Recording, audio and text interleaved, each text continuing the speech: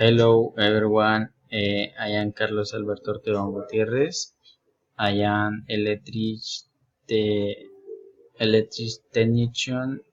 Uh, I currently work from energy company in Tolima del Te and work as supervisor of group of 15 people in the chart where I work is contractor one of the large company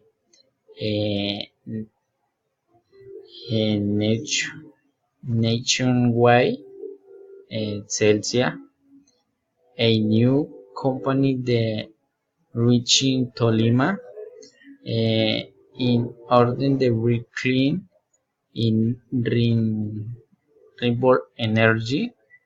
My purpose is to continue as I am also to be able to go on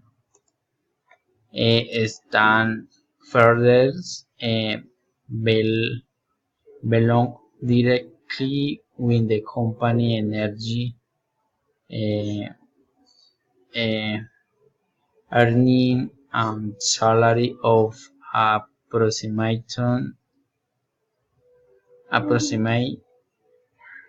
2,200,000. Thank you.